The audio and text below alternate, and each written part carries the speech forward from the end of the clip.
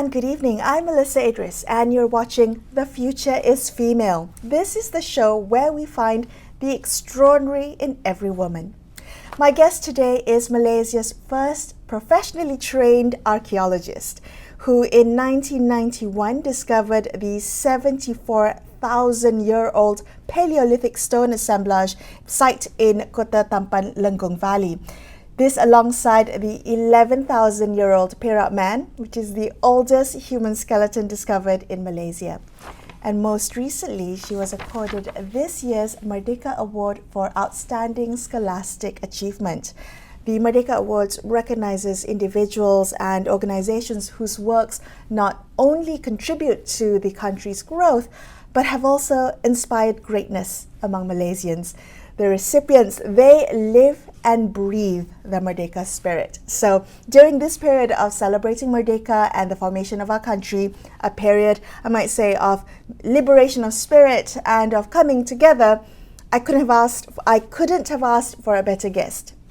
I'm delighted to welcome to the show Emeritus Professor Datuk Dr. Siti Zuraina Abdul Majid. Professor Zuraina, welcome to the show. Thank you so much for joining me today. Thank you, Melissa. Thank you for having me. Well, archaeology, I was hoping we could begin our conversation there. It's one of those disciplines, one of those careers I think sounds thrilling to many of us. You know, for me personally, I'm always picturing Indiana Jones or Lara Croft, Tomb Raider. I was wondering how you came to love archaeology and not only love this, but also build a successful career from it at a time when archaeology was not an established discipline in Malaysia. Thank you, Melissa. It was not love at first sight. It was not an ambition. I just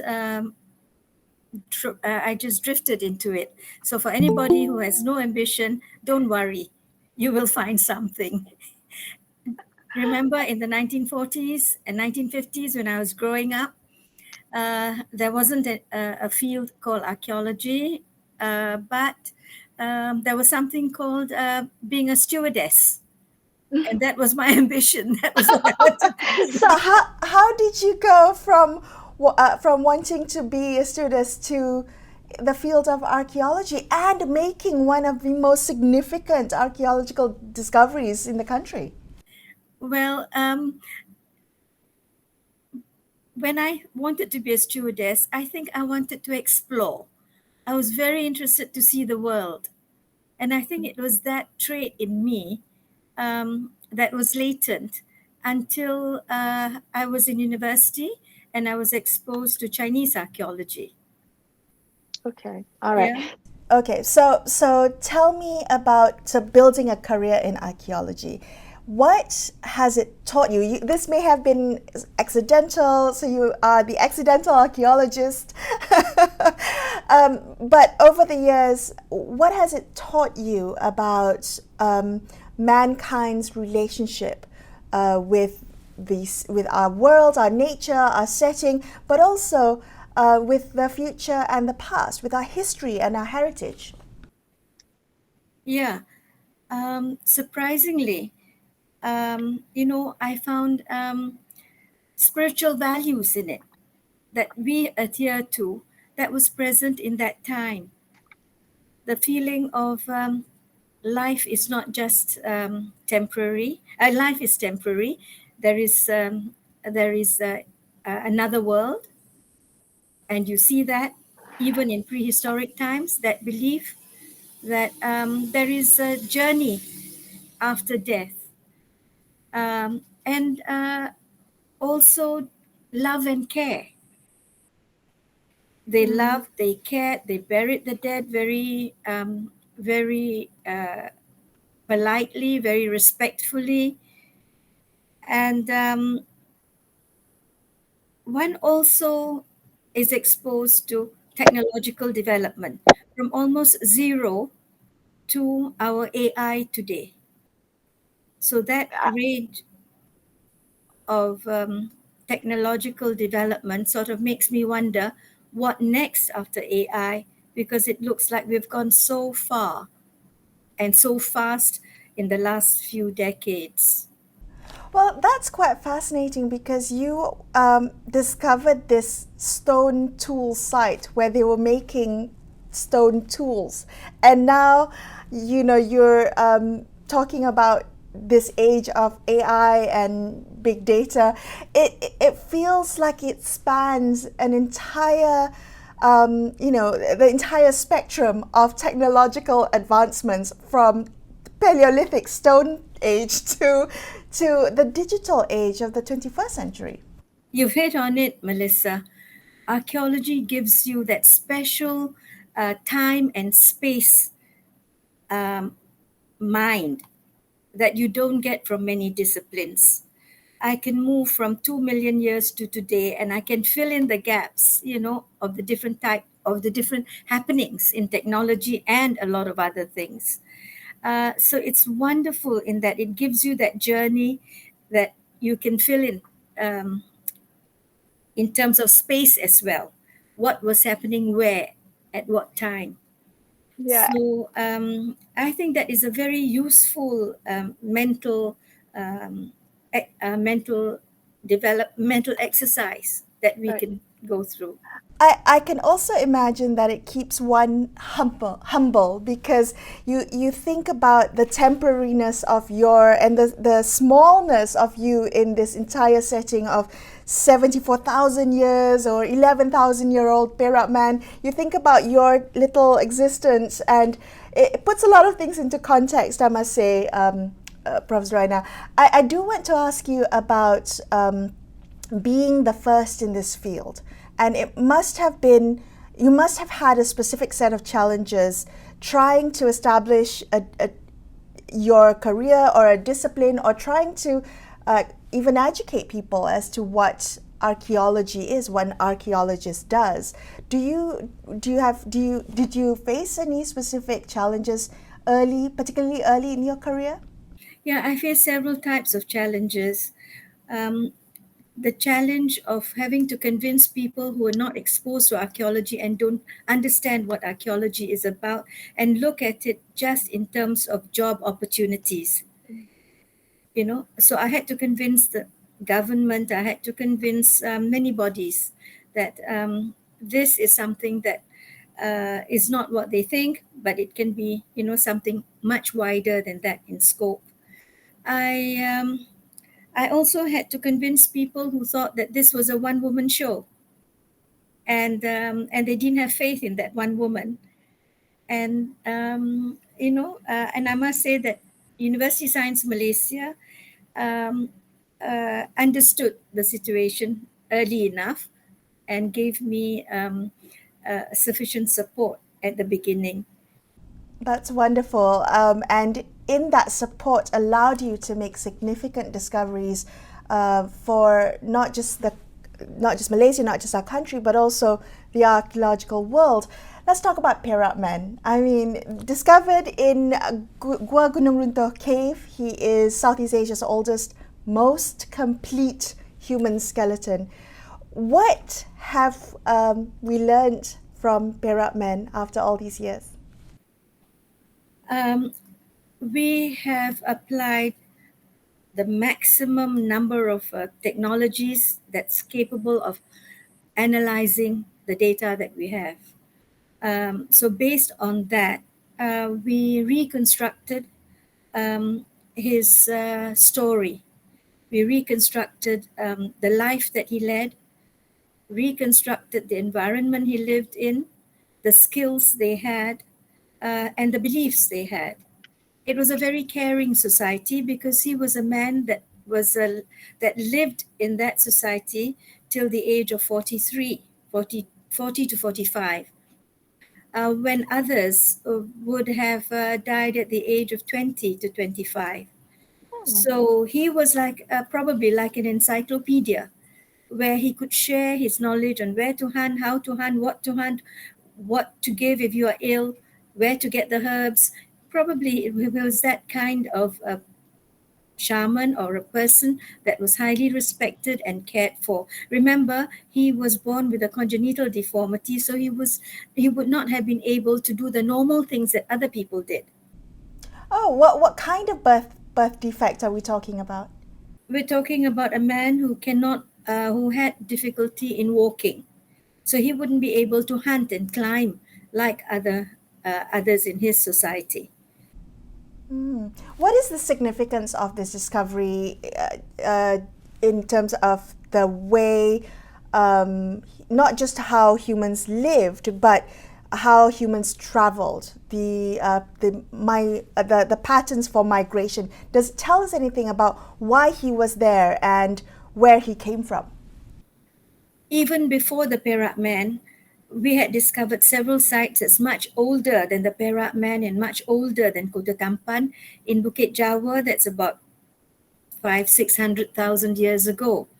But it's not fascinating to a lot of people because it's just broken stone tools. It's not, stone tools that are beautiful, and it's not a skeleton. There was no skeleton there.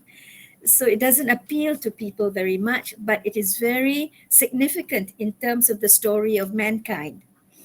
It pinpoints Kota Tampan as being the path that early man took out of Africa and dispersed throughout the world. There was a branch in mainland Southeast Asia, where one branch would go up to China, another branch down to Peninsular Malaysia, Sundaland, to Java, and down to south to Australia. So this, we thought that Southeast Asia would have played a role, but we had no evidence for it. So now Kota Tampan or Lenggong is the evidence. Now this also makes it the capital city, the earliest capital city of Malaysia, because for a long, long time, for hundreds and thousands of years, that was the only place in Malaysia that was inhabited. Well, so that means that Malaysia, or Peninsular Malaysia at least, was on the route from Africa to wherever else early man went to, to live. That's remarkable. I didn't know that. I do want to ask about archaeology. I mean, how did you stumble across this site? Was it trying to think about a dig, for instance?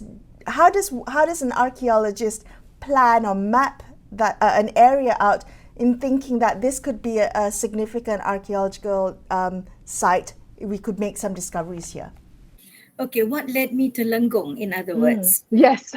Yeah, previously I worked in Sarawak, in Guanya, and I had worked in a number of other sites. But I was most concerned about the then current thinking, which was that Semenanjung Malaysia was not important. It was not part of any major discoveries to be made. So I went through the literature, and I found a writing in 1935 and 1950 of two British civil servants who took on archaeology as a hobby, and they found what they thought were stone tools. And these were in the British Museum and in Raffles Museum in Singapore. So I went to these places to examine whether or not these were really stone tools, because the controversy at that time was over these stone tools. A lot of people said they were not stone tools, they were not man-made, they were normal pebbles that had been that broke along the river, So when I examined them, true, there were both non-tools as well as tools. So the fact that there were tools was encouraging for me. I said, okay, let me go. So I looked at the map, I looked at the contour maps, I did the usual clue, searching for clues. But when I went down to the site, and this was the first time I was doing it that way, I went down to the site. Oh my goodness, the dot in the map is actually a huge area, and I'm looking for a dot in this huge area. So that didn't seem promising. And there was no one to support me, no one who believed in me except my husband. And he said, no, use our money, go, look for it. So that was what I did.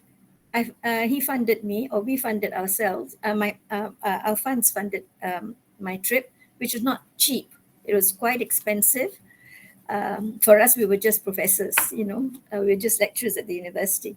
So I went, and of course, it was not easy.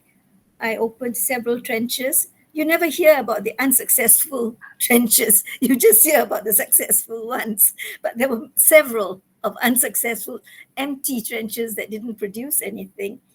Then I was rather tired of looking for the sites. So I was together with a geologist friend of mine, Professor Chia, and we were tired and we just rested by the roadside. There was a road beside a road cutting that was covered by creepers. So we chatted, and then I just played around with the creepers, lifted the creeper, and then I found, whoops, a whole level of pebbles, one straight level of pebbles, which seems to indicate that either that was river, a river bed or something. So I said, "Oh, look," I told him. So he said, it could be a riverbed. Oh, well, so what? It's a riverbed. It's not, man-made stones. So then I pushed my tools in to try and dig out very quickly, to see whether they were all river pebbles, or whether there could be some stone tools that were brought down by the river. So I did find, and I was so amazed. I said, "Look, it's a stone tool. Is it natural to you?" He's a geologist, so he would know what's natural, right? He said, "No, no, no, this is not natural." He said, "Well, it is man-made," I said. So I marked the area, went back, and told Museum Negara, because it was a one-woman show, there was no one else to go along with me. So I said, "Can you spare some of your technical staff to come along with me?" And they said, "Okay, we'll." And I said, "And also a van or jeep." So they came with this A-team, black A-team kind of jeep, an old one with an old driver. And they brought along one technical staff. They too didn't have much faith, you see. "Okay, we'll loan you one technical staff," which meant that I would have to employ a lot more local people to help me. So I excavated that trench, and I was shocked to find that I could put together broken pieces of stones, which meant that it was not brought down by the river, it was in situ. It was an undisturbed site. And voila, undisturbed site is eureka, in archaeology, because it will tell you an accurate story. It's not a loose find that's brought down by the river, but that this is a site. You are the first eyes, the first set of eyes to look at it, and you are the first pair of hands to touch it. Oh, it was just amazing, but I was still not very sure how much story it would tell me. I was not very sure uh, how how much it would hold in terms of types of artifacts. Mm. So I worked on it, and after about 4 days, I had a hunch that this is going to be very important, and this is going to be very long term. I will need, good funding for this. And as we were excavating, I have a very serious fear of snakes. And Oh, 6 baby cobras came out. And and I had some estate boys, Indian boys, working for me. And they said, "Oh, cikgu, ini banyak bagus." oh, it's a sign. Because it's a cobra, their god, Okay. or their snake god. And I said, "Oh yeah, but not for me." I have, you know, serious fears of snakes. And then we did a full excavation, at the end of which I found out that if I had moved just 2 meters away from my original discovery spot, I would have found nothing. That spot was at the edge. of the site. So if I had just gone away a little bit, moved, stopped at a different spot, I wouldn't have got it. That's why so much of it is, um, God's help. Definitely divine intervention. Right, Some because you way, don't know what's under the somehow. ground. Yeah. That's amazing. Do you think that there are still more discoveries to be made? I do wonder, in this age, it feels like every bit of the earth has been trampled on or dug up. Do you think there are still archaeological finds out there that, there's still more ahead of us? I think so. I think so. I think there are. Okay, that's good. That's very optimistic to know. Professor Zuraina, I do want to ask you a little bit about the UNESCO inscriptions that you helped obtain for Melaka, Georgetown, and the Batu Surat in Terengganu, among the many that you have helped. What I would like to know from you is how Malaysia has approached I guess, our history and our heritage, the conservation of these heritage sites. What was your vision for the way the country approaches heritage conservation? That's a very tough question. It is. Yes, it's a very tough question because I was once working in the Heritage Department of National Heritage, trying to establish it. That was almost 20 years ago. And so I'm much behind time. I retired in 2014. So many things have happened since I'm not, very aware of, but it is something we really needed when we established it. And it's got a very good act for protecting our heritage. Right. I think there's a political will to do a good job of it. But in terms of just our societal approach, a general approach, particularly for the people watching tonight, what would you like to, what message would you like to leave Malaysians about the importance of our history, importance of preserving our history, of conserving our heritage? I have really very little to say about that because each of us carries our heritage along with us. And we all have different weights that we give it.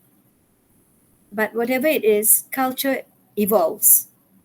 Professor Zuraina, I want to ask you about the Malaysia's approach to our natural heritage, to our history. Do we appreciate enough what we have in this country? If I look at Lenggong, a site that has got World Heritage status, something that other countries vie for, which has a big economic impact. It's a golden goose that has laid a golden egg. But what have we done about that? Nothing. And we couldn't have had better arrangement of of constellation. The MB is from Lenggong. The Member of Parliament is from Lenggong. And I don't know why. I really don't know why. Is it a lack of interest in history? Is it a lack of, I don't know. I just feel we have a lot of trained people in this country, but not that many educated people. That, they can't see it. And there's not much effort. Right. It could also be what we prioritize. We often prioritize development and commercial success, but we don't normally prioritize the richness of our heritage, of our naturals, our natural world, which Malaysia is so rich on. We often look at other countries and envy their economic success. Maybe it's also an issue of priority, where we place our pride. I think Sarawak and Sabah have done very well in promoting their natural heritage, in promoting World Heritage Sites, UNESCO World Heritage Sites of Mulu and Kinabalu. We have done very well in promoting Melaka and Georgetown. But Lenggong is just dead. And I don't know, maybe because they can't see the prehistoric people. They can't see, because that requires creativity in development, imagination, how to develop it, not just for ourselves, but for the world, because it has a piece of the history of mankind. And we have to develop it within the guidelines of UNESCO so that we don't, so that we protect the site while we develop the site. But so much can be done, but I don't know who should do it first or what should be done first. I don't know, but I would love to see it develop, because when I was doing my work there in the 1980s, I would spend my evenings imagining and listing out and drawing this Lenggong as a tourist attraction. I enjoyed spending my evenings doing that, because I knew it was famous for wild orchids. I knew it had kelulut, honey, and I know it's a beautiful place for caving, and I know it's got beautiful lakes for boating. I know it's fantastic for fishing, and besides, the archaeological component. And it has this, the eruption of Mount Toba. It's got about 6 meters of ash from Mount Toba. It's got so much to offer that would help the local people in developing their economy. Thank you, Professor Zuraina, for speaking with me today. It's been such a pleasure to talk to you. That was my conversation with archaeologist Emeritus Professor Datuk Dr. Siti Zuraina Abdul Majid. She is the recipient of this year's Merdeka Award for Outstanding Scholastic Achievement. I'm Melisa Idris, and I will be back with you same time next week for another episode of The Future is Female. Thank you so much for watching, and good night.